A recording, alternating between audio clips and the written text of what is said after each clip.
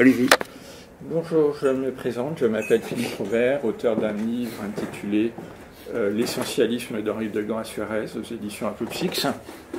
Et je vais vous faire une conférence sur le thème concept de gnose, concept au pluriel.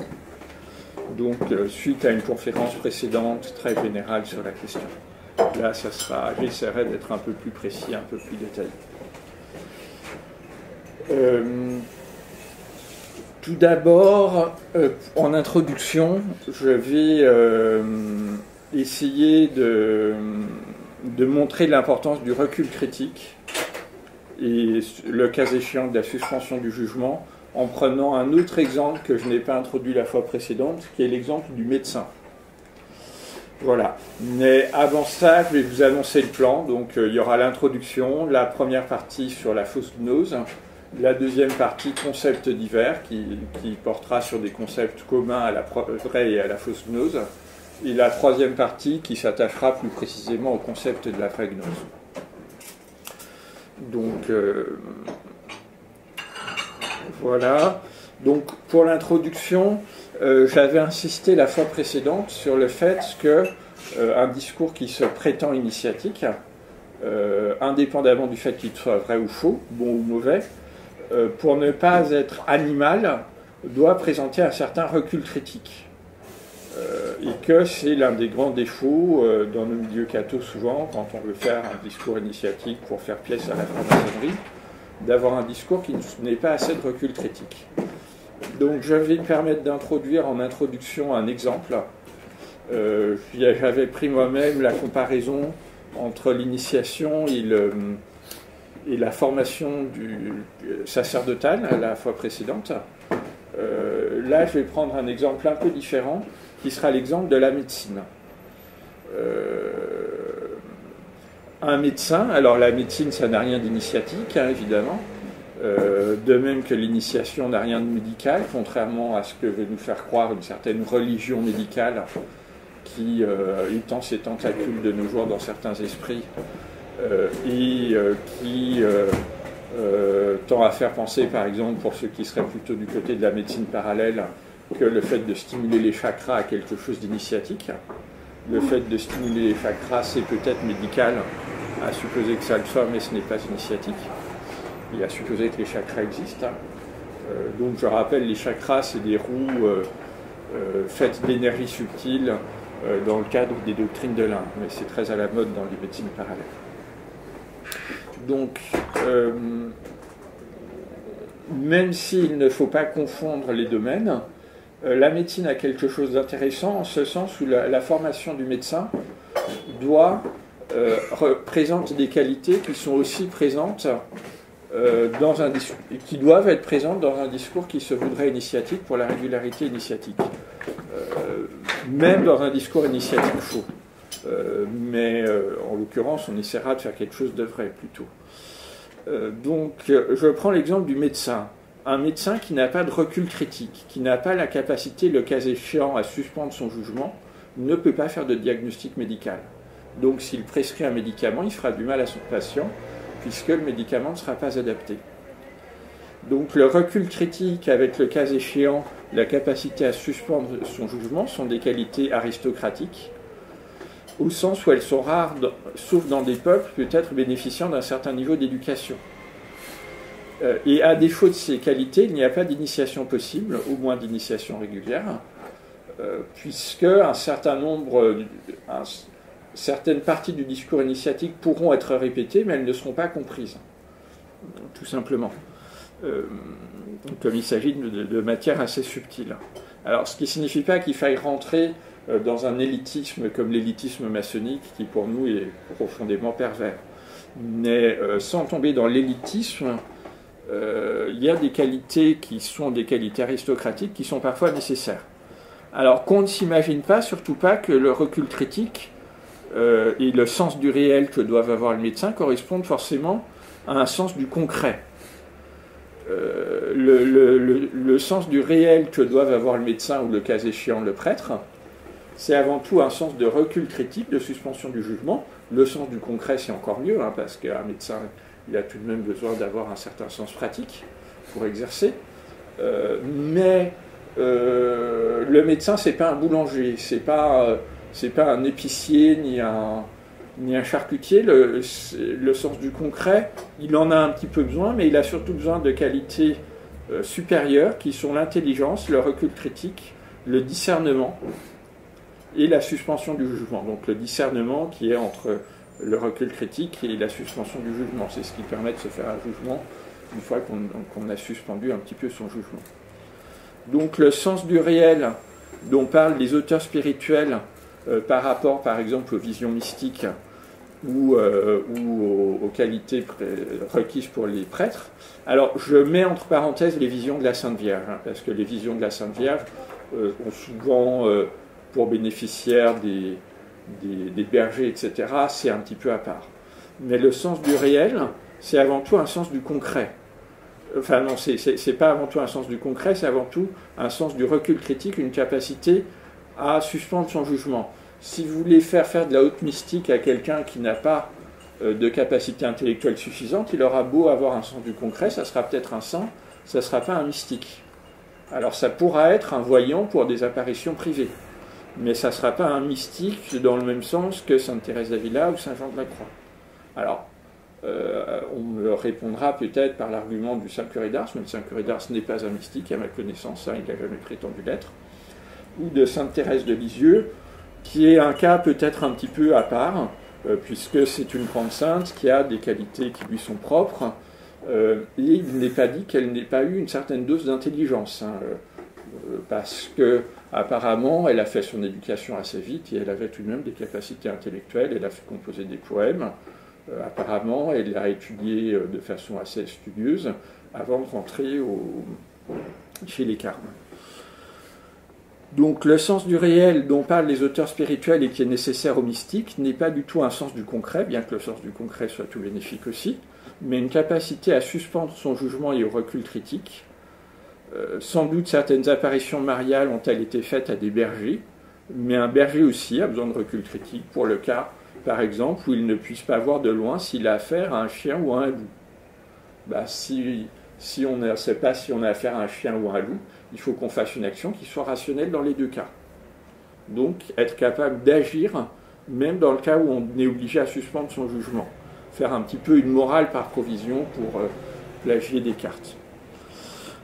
Et dans le cas des prêtres, une certaine compréhension très française du sens du réel comme un sens du concret conduit à nommer à des postes de direction dans des institutions religieuses, voire dans des séminaires de prêtres, des ecclésiastiques qui n'ont pas tellement les compétences, qui n'ont pas tellement les aptitudes nécessaires.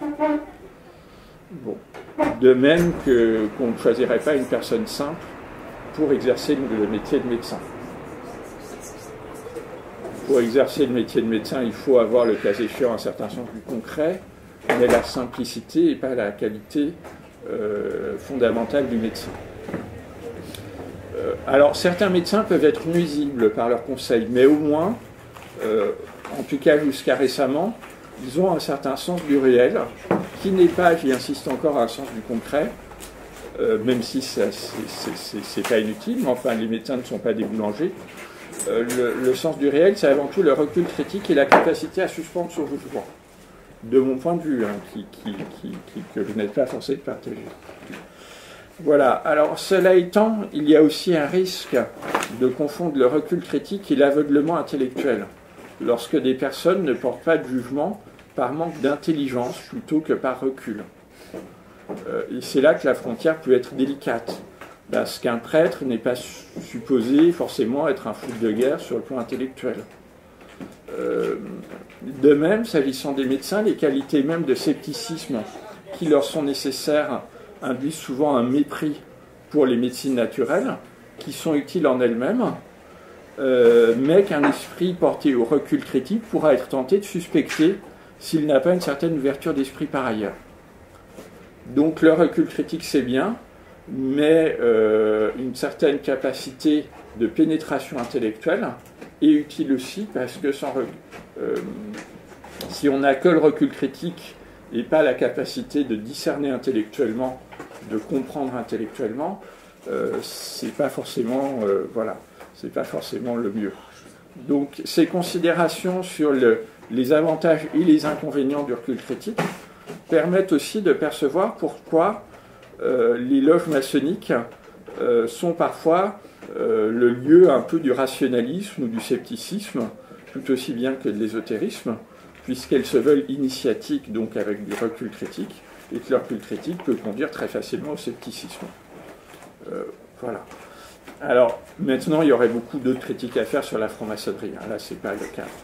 Mais ce que je veux dire simplement, c'est que les qualités mêmes qui sont nécessaires à l'initiation peuvent être l'occasion de certaines déviations, outre la présence de beaucoup d'autres problèmes encore dans le cas de la maçonnerie et a fortiori de la paramaçonnerie. Voilà.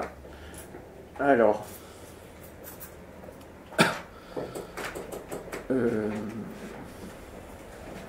maintenant, dans ce qui suit, dans la première partie qui va parler de la fausse gnose, je vais essayer de distinguer systématiquement la gnose bas de gamme, de type, par exemple, Blavatsky ou Allan Kardec. Dans le cas de la gnose de l'Antiquité, ça serait la gnose septienne. Donc la gnose bas de gamme qui tend à détruire la nature humaine par la suppression de toute raison. Pour le coup, il n'y a pas tellement de recul critique. De la gnose raffinée, donc c'est plutôt René Guénon, Rudolf Steiner, et puis dans le cas de l'Antiquité, c'était Valentin, qui se contente de détruire la foi. Je rappelle que je parle de la fausse gnose pour le moment, la vraie gnose viendra après. Donc la gnose raffinée se contente de détruire la foi et de critiquer ou de subvertir l'Église, mais au nom de la raison ou de la mystique.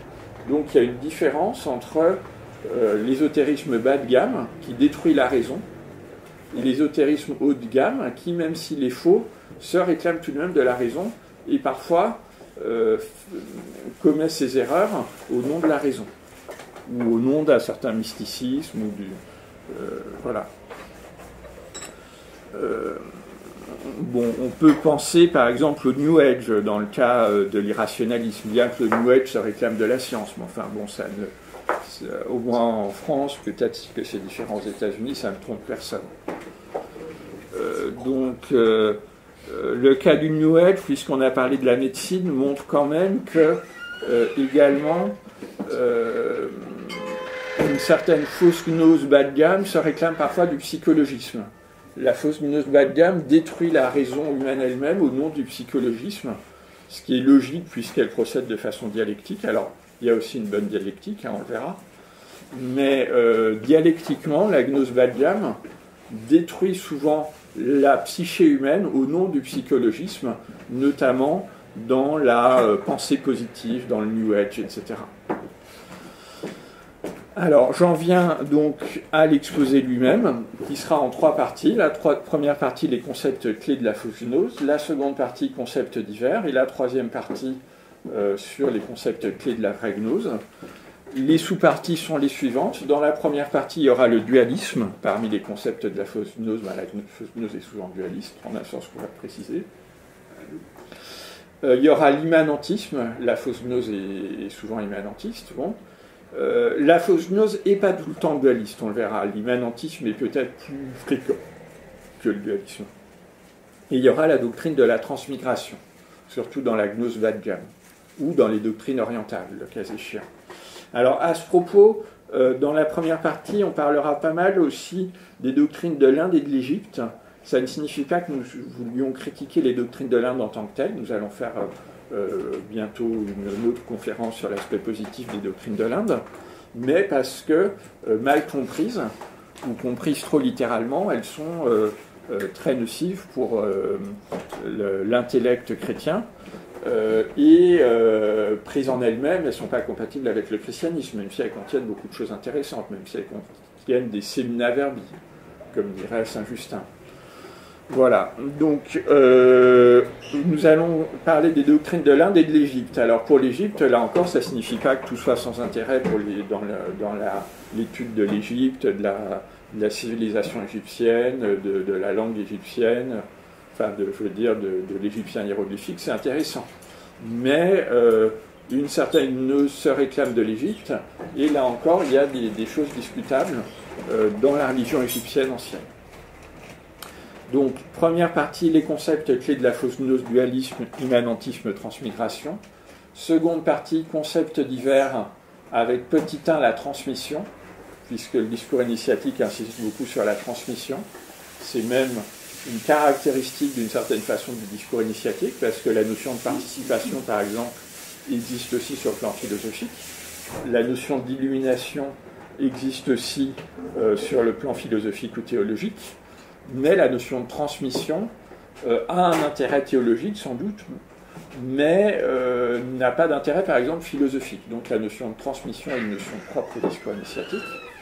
Donc dans la seconde partie, nous parlerons d'abord de la transmission, ensuite de l'analogie. Donc nous préciserons un peu ce que nous avons vu précédemment sur la doctrine de l'analogie, qui est très intéressante pour la vraie gnose. Et puis de la dialectique, qui se trouve dans la fausse gnose, mais qui a un intérêt. La dialectique se trouve aussi dans la vraie gnose, et ce n'est pas parce que la dialectique a été récupérée notamment par le marxisme qu'il faut jeter le bébé avec l'eau du bain. Donc la dialectique a un intérêt très net sur le plan philosophique et théologique, et l'une des caractéristiques de la vraie gnose. Pour parler de René Guénon, dont nous avons parlé lors de la conférence précédente, René Guénon, que nous ne prétendons pas admettre comme auteur de référence, hein, mais qui n'est pas sans qualité malgré tout. René Guénon, notamment, ne parle pas tellement de la dialectique en tant que telle, de même qu'il ne parle pas beaucoup de la participation, il en parle un peu, mais il n'en parle pas beaucoup. Mais dans son texte sur le symbolisme de la croix, René Guénon fait des développements qui nous semblent avoir un caractère dialectique. Donc, voilà. Alors, la troisième sous-partie de la seconde partie sera sur la dialectique. La troisième partie portera sur des thèmes plus typiquement chrétiens, même s'ils existent parfois en dehors du christianisme, voire de façon très falsifiée, de façon très... donc la troisième partie portera d'abord sur la notion de participation, qui est une notion philosophique avant d'être théologique, mais qui a été reprise par les théologiens chrétiens. Ensuite sur l'illumination divine, donc qui est une notion très importante, notamment chez un certain Saint-Augustin. Et enfin sur la notion de procession. Voilà, donc je commence maintenant l'exposé.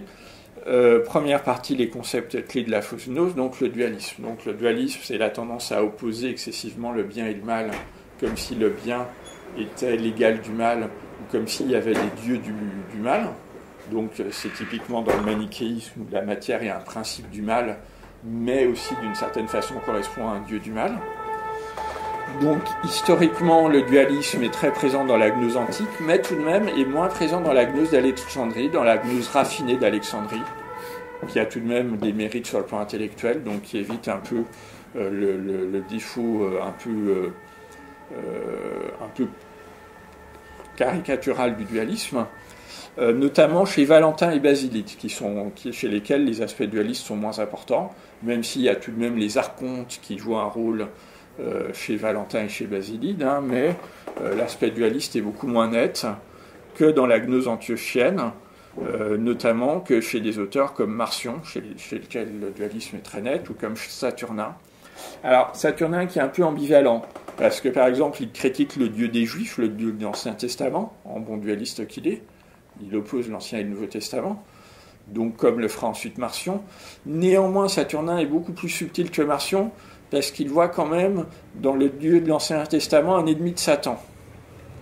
Donc c'est un petit peu ambivalent chez Saturnin.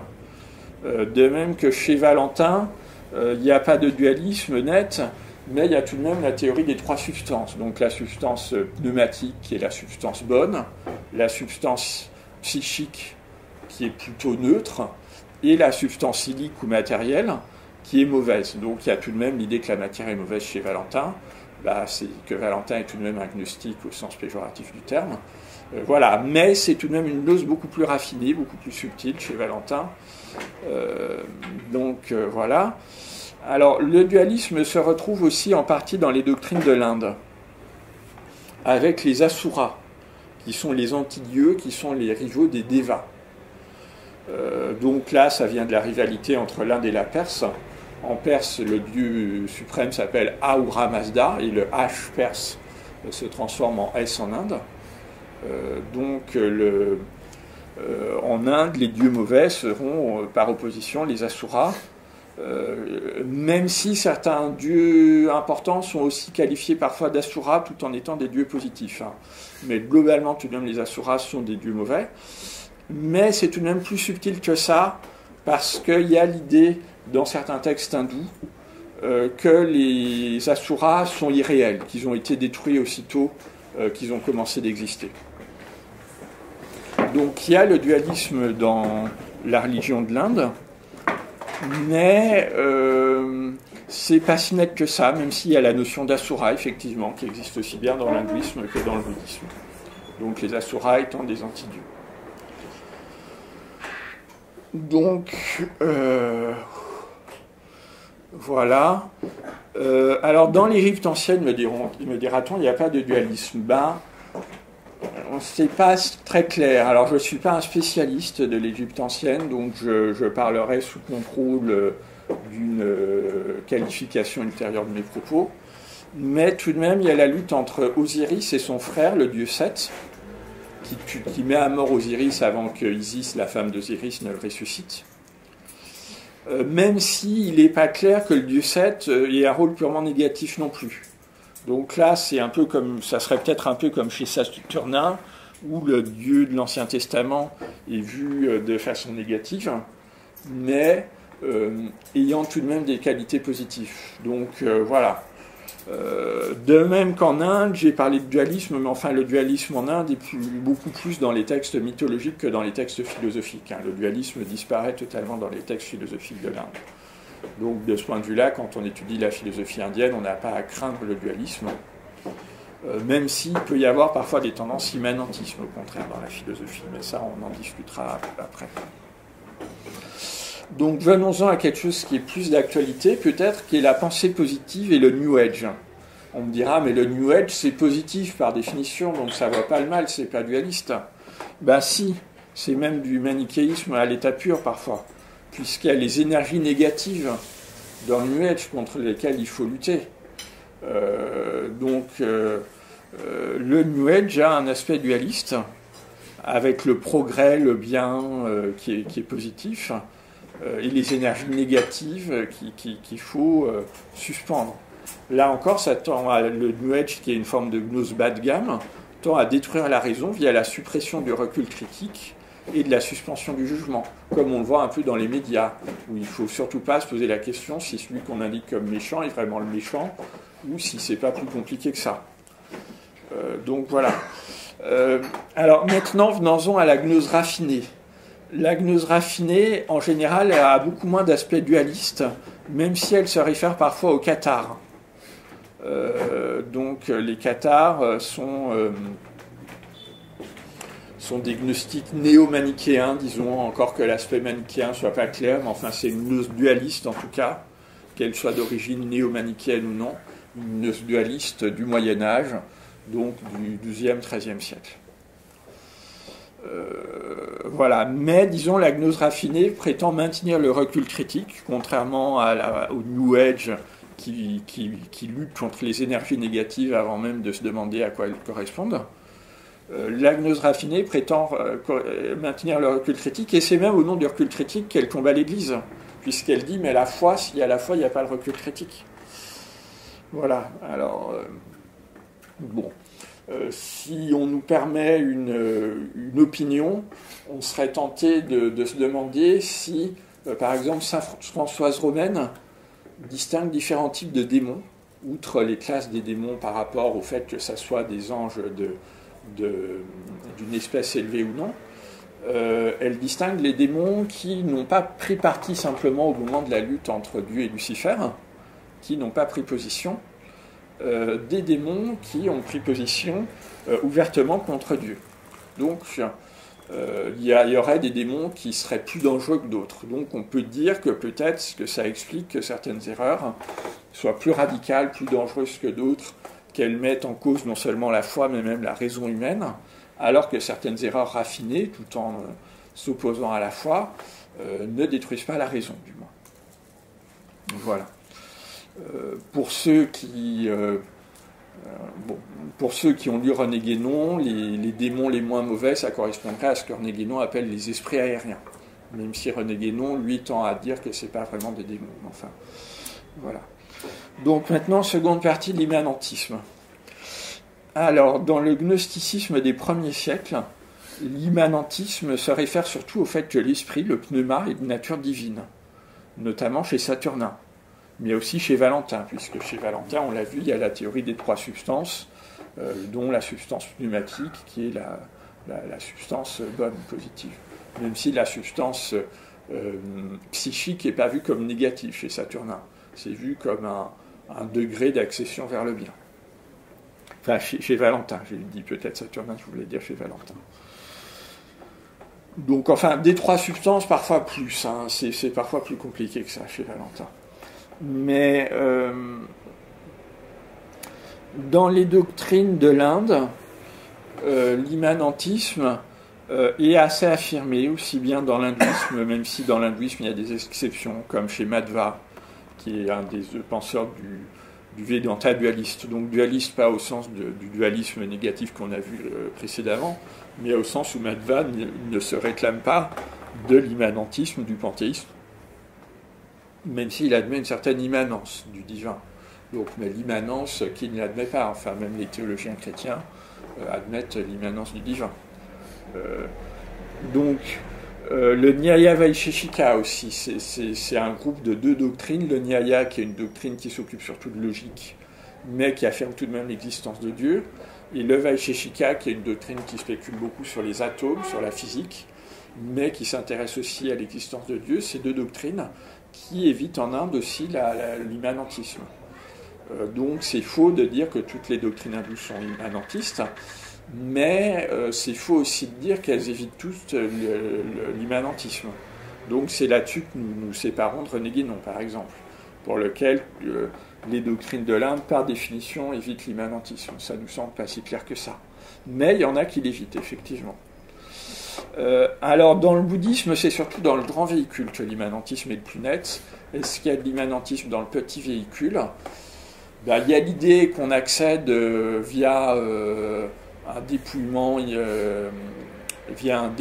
mystique ou ascétique au nirvana, mais en même temps le nirvana est vu comme une divinité transcendante, enfin pas comme une divinité mais comme un principe métaphysique transcendant dans le petit véhicule. Donc dans le petit véhicule, est-ce qu'il y a immanentisme ? Peut-être au sens où on accède à l'état suprême qui est le nirvana, qui tend à être vu parfois comme un état plus que comme un absolu, comme un principe métaphysique qui serait un absolu métaphysique. Mais il y a tout de même beaucoup plus de transcendance dans le petit véhicule que dans le grand véhicule. Même si par rapport au dualisme, par exemple, il y aura peut-être plus de tendance à critiquer le corps ou le mariage dans le petit véhicule que dans le grand véhicule. Donc tout n'est pas tout blanc ou tout noir, les défauts sont parfois... voilà. Alors pour ce qui est des qualités qu'il y a dans le bouddhisme, on verra plus tard qu'il y a des choses intéressantes, notamment sur la question de la dialectique. Il y a des textes intéressants dans le bouddhisme par rapport à la dialectique qui ont inspiré par exemple certains penseurs de la mécanique quantique. Mais ça sera dans la seconde partie. Donc en Égypte, les divinités sont plus ou moins identifiées aux forces de la nature. Par exemple, Nout est identifié à la voûte céleste. Donc Ré ou Osiris sont identifiés au soleil. Donc il y a aussi des tendances à l'immanentisme dans la religion égyptienne. Est-ce que ça a toujours existé en Égypte ? Est-ce que c'est aussi simple que ça ? Ça, nous laissons ça aux spécialistes. Enfin, certaines présentations de la religion égyptienne, au moins, présentent des tendances panthéistes ou immanentistes, même si il a pu y avoir des évolutions. Bon, je ne prétends pas apporter un jugement définitif. Donc maintenant, si on fait la distinction entre la gnose raffinée et la gnose bas de gamme, la gnose raffinée maintient une certaine transcendance de Dieu dans l'immanence. Donc par exemple dans le néoplatonisme. et elle vise à maintenir une certaine mystique naturelle qui suppose tout de même une certaine notion de la transcendance de Dieu. Donc par exemple la mystique soufie. Dans le soufisme, vous pouvez avoir des tendances un peu à l'immanentisme, mais il y a une mystique qui est parfois très belle, très jolie. Alors, par rapport au soufisme, je pense qu'un auteur qui m'est arrivé de critiquer, notamment pour certains de ses aspects un peu fondamentalistes dans sa critique de la philosophie, mais qui a ses qualités, pour ceux qui veulent étudier le soufisme d'un point de vue chrétien, un auteur qui est intéressant, c'est Al-Ghazali. Donc c'est vrai qu'Al-Ghazali a critiqué les philosophes d'une façon qui est un peu fondamentaliste, qui est susceptible d'être récupérée par exemple par l'islam saoudien. Mais Al-Ghazali, sur le plan de la mystique, utilise un vocabulaire qui est très inspiré du vocabulaire des mystiques chrétiens d'Orient. Donc ça, c'est un peu ce qu'a montré dans un de ses livres, notamment Massignon.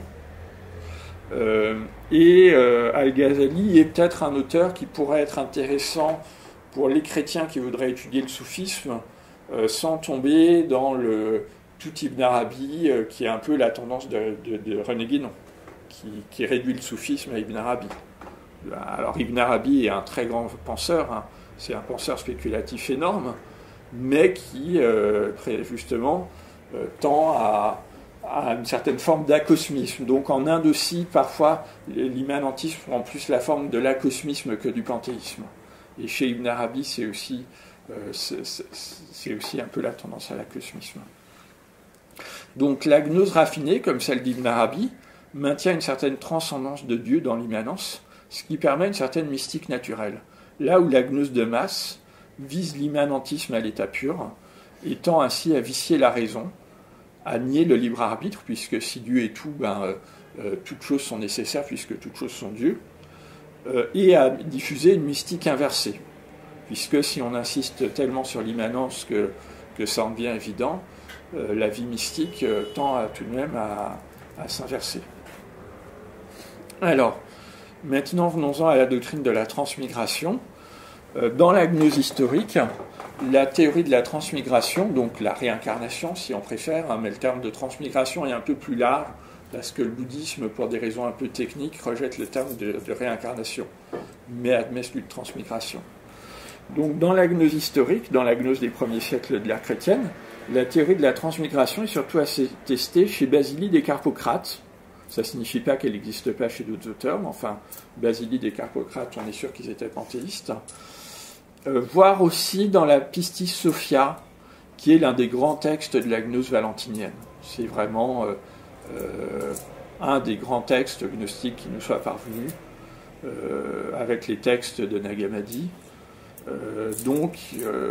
La Pistis Sophia, semble-t-il, alors ça je l'ai lu, je l'ai lu dans de la littérature secondaire, je ne peux pas le certifier, je n'ai pas lu moi-même la Pistis Sophia, donc je n'en mettrai pas ma main à couper pour autant, mais il semblerait que même dans la Pistis Sophia, il y ait des tendances à la transmigration, et évidemment chez Mani, donc le fondateur du manichéisme, il y a de la transmigration même en animal. Donc, pour reprendre, puisque la gnose historique c'est tout de même un peu poussiéreux, il n'y a plus tellement d'ésotéristes qui s'y réfèrent, encore que, hein, mais les ésotéristes actuels se réfèrent plutôt à l'Inde ou à l'Égypte. La transmigration est aussi bien représentée dans les doctrines de l'Inde, même si on ignore si son origine est plutôt hindoue ou bouddhiste. Donc la transmigration est présente en Inde, ce qui n'enlève pas la grandeur des philosophies ou des spiritualités de l'Inde, hein, mais disons si d'un point de vue apologétique on veut montrer la supériorité du christianisme sur les autres religions, parmi les erreurs qu'on peut voir c'est la transmigration. Alors, mais il faut tout de même voir que la transmigration est beaucoup plus dangereuse dans des esprits occidentaux que dans des esprits asiatiques qui y sont accoutumés. Un bouddhiste qui croit en la transmigration, c'est un peu logique. Un occidental qui croit en la transmigration, ça signifie tout de même qu'il a subi des influences qui parfois relèvent plus de l'occultisme ou du New Age que de la gnose raffinée. Donc en Égypte, l'âme transmigre selon Hérodote. Ce n'est pas forcément admis par les historiens modernes. Mais selon Hérodote, il y a aussi la doctrine de la transmigration de l'âme. Donc ça a pu influencer aussi peut-être certains gnostiques modernes qui sont peut-être plus influencés par par les opinions traditionnelles comme celle d'Hérodote que par celles des historiens contemporains. L'âme transmigre sous des intervalles de 3000 ans en Égypte. Voilà. Alors, dans l'occultisme et le New Age, le réincarnationnisme se répand d'une façon qui tend à détruire la raison via la suppression ou l'altération des sentiments d'enracinement, mais aussi de libre arbitre, puisque tout est dû au karma. Donc là où la gnose raffinée cherche plutôt un certain enracinement par la transmission d'une tradition ésotérique. Donc, tradition ésotérique qui peut être fausse, mais qui a parfois une certaine finesse. Voilà. Donc néanmoins, même si en Occident c'est surtout l'occultisme qui répand le réincarnationnisme, tous les discours qui se réfèrent à la réincarnation ne sont pas forcément occultistes, comme le montre par exemple le cas du bouddhisme ou de l'hindouisme. Voilà, alors seconde partie, là ça sera plus en positif, les concepts initiatiques divers. Donc petit 1, la transmission. Ensuite on verra l'analogie puis la dialectique. La transmission fait partie des catégories du secret distinguées par Pierre Boutan. On transmet un secret, ça c'est là-dessus que Pierre Boutan insiste, mais j'ajouterais on transmet aussi un objet sacré. Donc notamment dans certains rites liturgiques, où on transmet des vases liturgiques, des ornements liturgiques, etc. On transmet un objet sacré ou un pouvoir spirituel.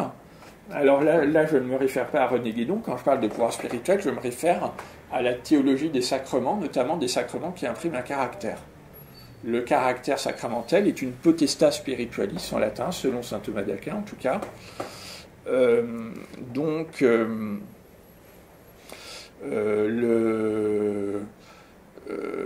Spécialement dans le cas du sacrement de l'ordre, ou dans le cas du sacrement de l'ordre, l'évêque qui a une puissance spirituelle parfaite, une potestas spiritualis parfaite dans son ordre, transmet une partie de cette puissance spirituelle aux clercs auxquels il confère soit les ordres mineurs, soit le sacerdoce, etc. Donc la notion de transmission a quelque chose d'un peu initiatique, et précisément dans le domaine profane, la transmission n'a pas tellement de sens, puisqu'avec le progrès technique, on transmet la science qu'on a, mais la personne à qui on la transmet la perfectionne tout de suite. Même si c'est vrai qu'il y a un certain déclin de l'intelligence avec les époques. La taille moyenne du cerveau baisse, et ça depuis Néandertal, la taille moyenne du cerveau n'augmente pas. Disons, dans le domaine scientifique, il y a tout de même un progrès qui existe tout de même dans le domaine initiatique, à certains égards, mais il peut y avoir un déclin aussi dans le domaine initiatique ou dans le domaine intellectuel. Donc voilà. Alors, la transmission d'une filiation spirituelle par les sacrements est quelque chose d'intéressant aussi, notamment dans le cas de la confession, avec la direction spirituelle qui est permise par la confession. Donc je dirais que pour un catho qui voudrait quelque chose, pour un catho s'il veut pousser plus loin son christianisme, dans un sens un petit peu initiatique entre guillemets, plutôt que d'exagérer l'importance de l'aspect initiatique des sacrements, qui existent, mais qu'il ne faut pas exagérer, plutôt aussi que de rentrer dans la franc-maçonnerie qui est fondamentalement subversive, la direction spirituelle peut être une forme de parcours initiatique, si on trouve le bon prêtre. Et saint François de Sales disait de chercher un prêtre entre 1000 ou entre 10 000. Donc voilà. Mais voilà. Et cet aspect initiatique se trouve surtout dans le sacrement de l'ordre, qui transmet une puissance spirituelle au sens fort du terme, parce que si on veut faire un distinguo technique, la puissance spirituelle qui est transmise dans le sacrement de baptême est plus une potentia qu'une potestas, en ce sens où c'est une puissance passive plutôt qu'une puissance active. Donc la notion de puissance spirituelle au sens de puissance de potestas spiritualis est plus, correspond plus au sacrement de l'ordre, puisque le sacrement de l'ordre confère une puissance spirituelle active. Alors on verra aussi quand on parlera de l'illumination que la puissance spirituelle qui est transmise par le caractère est en fait ontologiquement inhérente à l'intellect. Donc ça induit une certaine forme d'illumination de l'intellect, spécialement dans le cas du prêtre qui a besoin d'avoir une certaine clairvoyance pour orienter ses fidèles. Mais aussi dans le cas du baptême ou du sacrement de confirmation. Alors, voilà, bon, qui dit transmission dit aussi origine. Et à cet égard, nous serions tentés de formuler une hypothèse selon laquelle l'origine de la gnose bonne aussi bien que mauvaise en Occident se trouverait, bon, évidemment chez Platon, ça tout le monde le dit, mais aussi par exemple chez Philon d'Alexandrie, qui semble avoir inspiré Denis l'Aréopagite, qui pourrait avoir inspiré aussi des gnostiques plus douteux. Donc je pense qu'il serait intéressant d'étudier Philon d'Alexandrie pour ceux qui nous écoutent et qui voudraient pousser plus loin l'aspect intellectuel de la chose. Donc il y aurait, si cette hypothèse Philon d'Alexandrie et Platon était confirmée, une origine partiellement commune, mais seulement partiellement commune, à la vraie et à la fausse gnose. Philon d'Alexandrie, qui est un auteur très important, et contemporain du Christ. C'est pas donné à tout le monde d'être contemporain du Christ. Donc je continue sur l'analogie. L'analogie est une notion qui a un aspect initiatique parce que elle permet de penser les analogies entre les réalités, et ça, c'est ce qui permet les métaphores, ce qui permet tout un tas de symboles, ce qui permet le symbolisme, et le symbolisme a quelque chose d'initiatique, mais aussi dans un sens plus profond, parce que l'analogie permet de penser d'un point de vue logique la notion de participation, que nous allons voir tout à l'heure, et qui est une notion métaphysique très importante. Mais pour penser l'analogie, il faut savoir que l'analogie se définit par rapport à l'univocité. Donc une notion univoque, c'est une notion qui a le même sens à quelque réalité qu'on l'applique, alors que la notion analogique a un sens partiellement différent et partiellement distinct. Mais partiellement identique aussi, contrairement au concept équivoque qui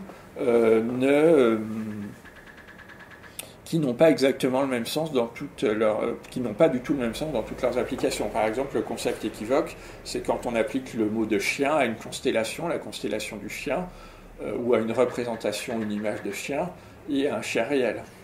Alors, parfois certains emploient le mot de paronyme pour ce qu'on appelle nous l'analogie, c'est-à-dire pour quelque chose qui est intermédiaire entre l'univocité et l'équivocité, mais le terme d'analogie nous semble plus parlant, bien que dans le cas de certains concepts négatifs, il va peut-être mieux éviter d'employer le mot d'analogie, notamment dans le domaine du mal. Alors est-ce que, là il faudrait lire saint Thomas d'Aquin, notamment le traité des Malos, pour savoir ce qu'en dit saint Thomas, mais voilà. En tout cas, tous les concepts ne sont pas univoques et certains sont analogiques, mais il y a tout de même des concepts qui sont univoques. C'est pas parce que l'analogie permet une certaine pensée symbolique et permet même au niveau conceptuel de penser les concepts les plus universels, comme le concept d'être, de bien, qui sont des concepts analogiques. Le concept de vérité aussi est analogique parce qu'une vérité éternelle est plus vraie et davantage vraie que le fait que Paul soit assis à côté de Jean. Si Paul est assis à côté de Jean une minute, il peut être assis ailleurs à une autre minute. Donc les vérités contingentes sont moins vraies, entre guillemets, ou pas aussi vraies que les vérités éternelles. Donc les concepts transcendantaux, comme les appelle la pensée scolastique, sont analogiques et c'est les concepts les plus universels. Alors, ça nous amène à la dialectique, puisque saint Thomas d'Aquin, dans la Prima Pars, lorsqu'il parle, dans la première partie de la Somme théologique, lorsqu'il parle de l'un et du multiple, oppose un peu l'un et le multiple, mais en montrant que c'est pas toujours si simple que la multiplicité suppose une unité, puisqu'on n'appelle pas multiplicité toute diversité pure, mais seulement une diversité qui se rencontre dans un certain point commun. Par exemple, les personnes qui sont assises à la même table, là, c'est une multiplicité parce qu'il y a un point commun, c'est la même table. L'unité, l'unité, sauf en Dieu, n'est jamais absolue, et même en Dieu, il y a 3 personnes. Donc l'unité est l'unité de quelque chose qui a des caractères multiples. Par exemple, quand on parle d'un verre d'eau, l'eau qui est dans le verre peut se transvaser à moitié dans un autre verre. Donc ça, c'est ce qu'on appelle la dialectique. Et la dialectique fonctionne surtout pour les concepts analogiques. C'est l'idée que les contraires ne sont pas toujours exclusifs l'un de l'autre.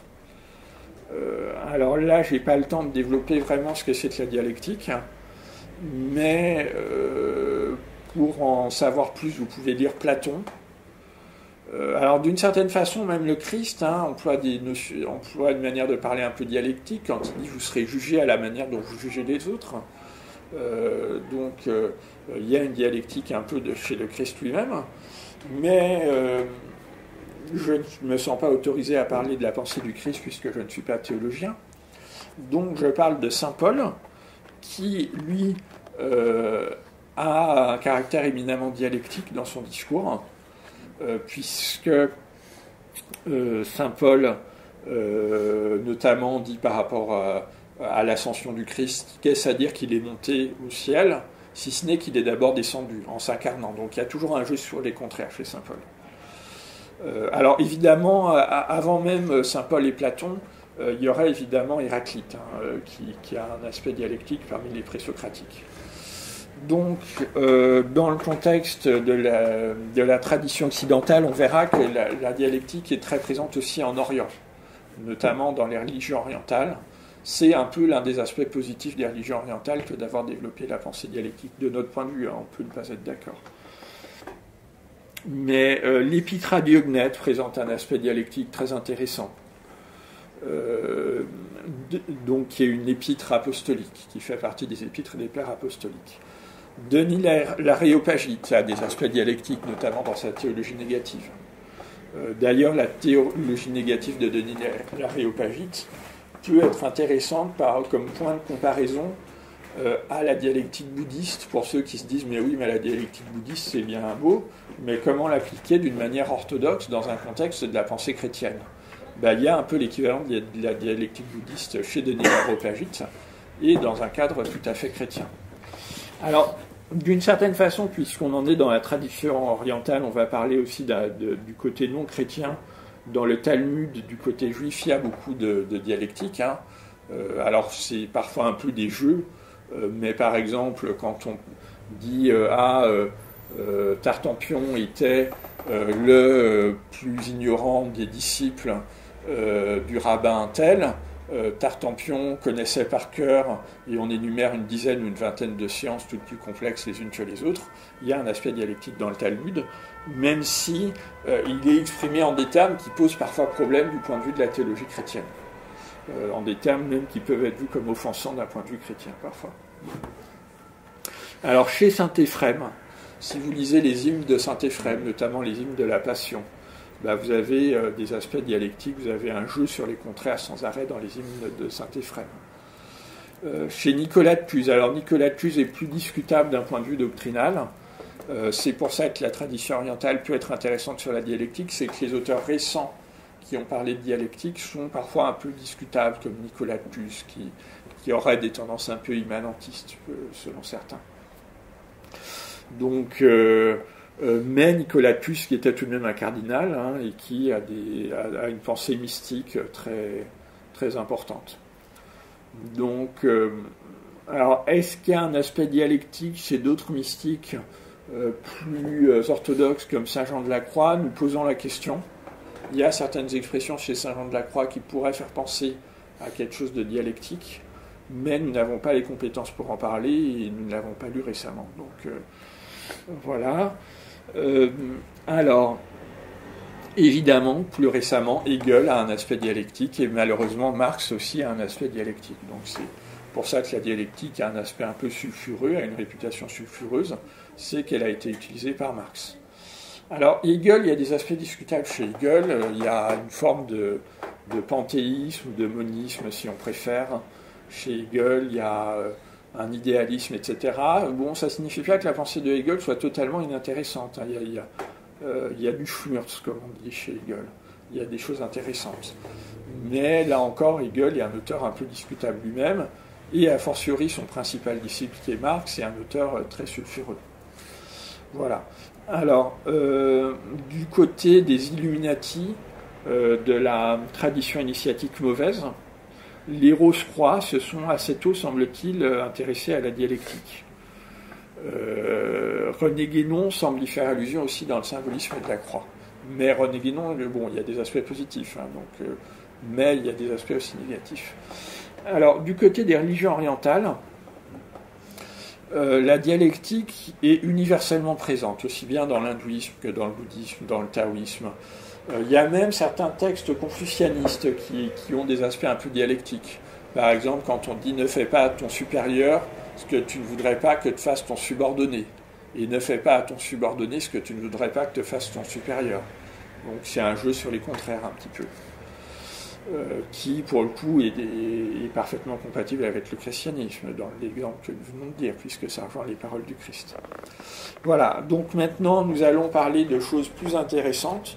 Nous allons en venir au concept clé de la vraie gnose. Alors, concept clé de la vraie gnose qui parfois se trouve un peu dans la fausse gnose aussi, hein, la notion d'illumination se trouve dans la fausse gnose aussi. Mais c'est tout de même une notion centrale dans la théologie chrétienne, l'illumination, qui se trouve notamment chez saint Augustin, mais aussi chez de nombreux autres théologiens, comme saint Bonaventure par exemple. Donc, les trois principales notions clés de la vraie gnose dans notre développement, hein, c'est à titre purement didactique, d'autres pourraient trouver d'autres concepts tout aussi importants, c'est la participation, l'illumination et la procession. Donc si nous voulions définir la notion de participation, parce qu'on en parle beaucoup mais on la définit rarement, nous dirions que la participation est l'assimilation d'un être créé à une cause exemplaire, spécialement à Dieu. Mais pas toujours. Hein. Par exemple, on dit parfois que l'homme participe à la fois de la nature de l'ange et de celle de l'animal, donc l'animal étant plus imparfait que l'homme.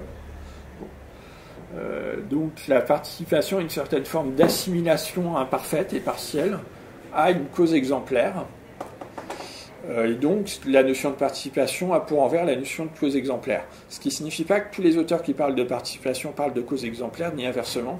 Par exemple, saint Bonaventure parle tout le temps de cause exemplaire, mais parle très peu de participation, en tout cas pas dans le sens que saint Thomas lui donnerait, puisque saint Bonaventure ne parle de participation que pour des notions univoques, pas pour des notions analogiques. Donc, parmi les notions proches de la notion de participation, là, il y a la notion d'imitation, il y a la notion d'assimilation dont nous venons de parler. Bon.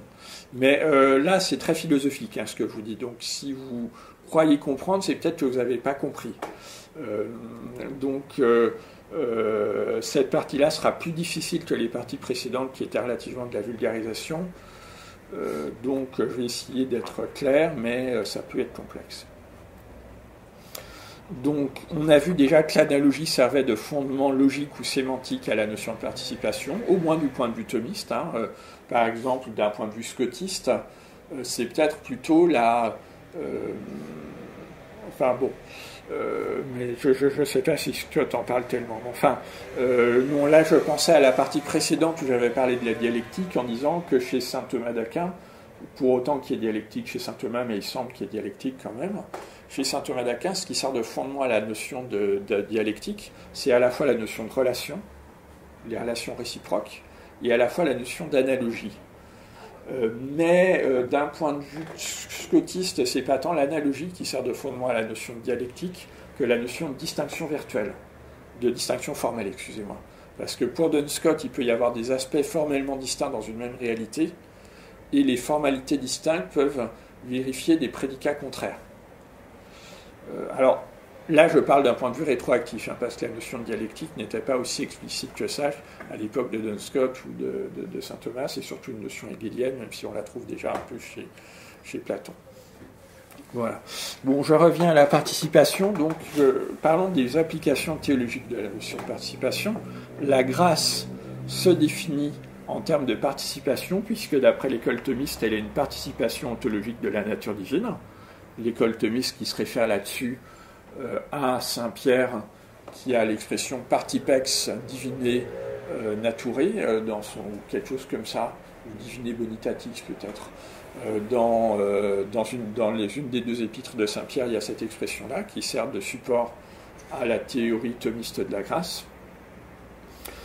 Une autre application théologique de la notion de participation, c'est la participation au mystère du Christ, donc notamment avec la théorie des mystères qui est développée par Don Marmion, d'une façon peut-être un peu plus discutable par Odo Cassel, qui est un très grand théologien, Odo Cassel, mais qui a été discuté même par Louis Bouillet. Louis Bouillet a critiqué un peu la manière dont Odo Cassel entendait le terme de mystère, tout en se référant beaucoup à Odo Cassel aussi.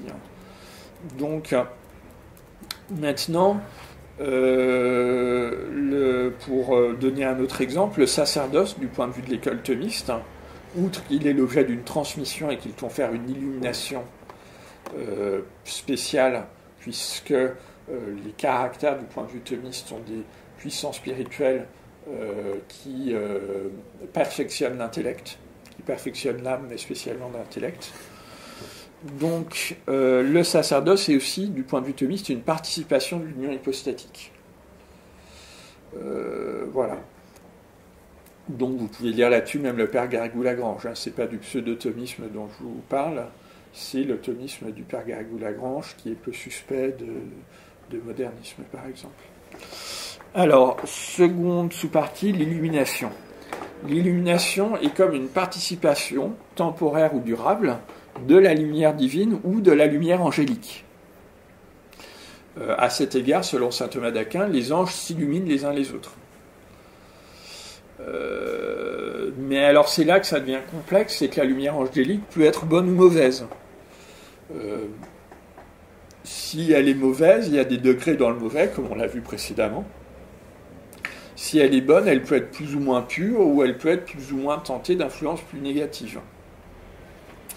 D'où l'importance des sacrements, qui impriment un caractère transmettant une certaine forme d'illumination positive, donc d'illumination divine ou d'illumination venant des anges, et qui permet que, par exemple, dans le cas des prêtres qui ont le caractère du sacerdoce, ces prêtres aient des inspirations plutôt positives.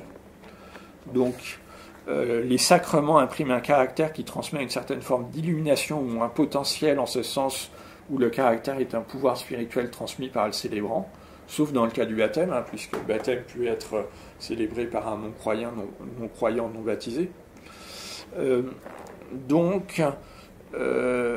Et que ce caractère, transmis par le sacrement, est inhérent à la faculté intellectuelle de l'âme.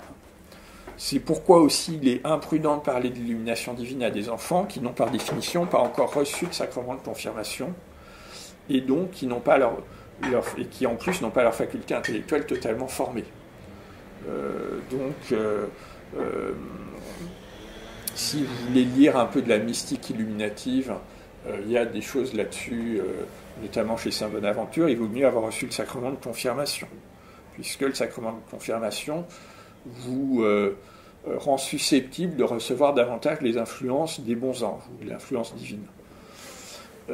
Donc, d'autant plus que la notion d'illumination est pas mal reprise par la gnose très bas de gamme, notamment par la magie ou par le joachimisme, donc la théorie du troisième règne, comme quoi il y aurait le règne du Saint-Esprit qui succéderait au règne du Fils, lui-même succédant au règne du Père. Le joachimisme qui est une erreur très subversive, qui est peut-être une des inspirations d'un certain progressisme théologique contemporain, puisque depuis Vatican II, on serait dans l'âge du Saint-Esprit, implicitement, c'est jamais dit comme ça, mais donc Vatican II étant lui-même vu comme supérieur à l'Évangile, puisqu'on n'a pas le droit de discuter de l'authenticité de Vatican II, alors qu'on a le droit de discuter de la lettre de l'Évangile, de dire que telle ou telle parole du Christ ne sont pas du Christ dans l'Évangile, donc ça pose un peu problème. Donc voilà, donc il faut tout de même être très prudent sur la notion d'illumination. C'est une notion qui est intéressante, mais surtout pour les prêtres, puisque les prêtres ont reçu des sacrements qui les disposent à recevoir une illumination divine ou angélique. Alors maintenant, il me reste peu de temps, mais je vais aborder la notion de procession. Notamment les processions trinitaires, le Fils qui procède du Père et le Saint-Esprit qui procède du Père et du Fils. Alors du point de vue théologique, il y a aussi la notion de procession de raison, avec chez saint Thomas d'Aquin le livre de vie qui procède de l'intellect divin selon une procession de raison. On pourrait dire aussi que d'une certaine façon les attributs divins procèdent de l'essence divine sont une procession de raison, au moins sont les auteurs de la seconde scolastique, enfin au moins suivant la façon dont on les dit. Alors, toutefois, au moins dans le point de vue thomiste, les personnes divines se définissent en termes de relations plutôt que de procession, et la théorie des relations trinitaires est proprement théologique, plutôt qu'initiatique, quoiqu'elle présente un aspect dialectique. Donc, voilà. Par ailleurs, la théorie de la procession se retrouve dans la fausse gnose, avec par exemple les éons de la gnose valentinienne. Mais la notion de procession, tout de même quand elle se retrouve dans la fausse gnose, se retrouve surtout dans la gnose haut de gamme. Voilà. Donc, en conclusion,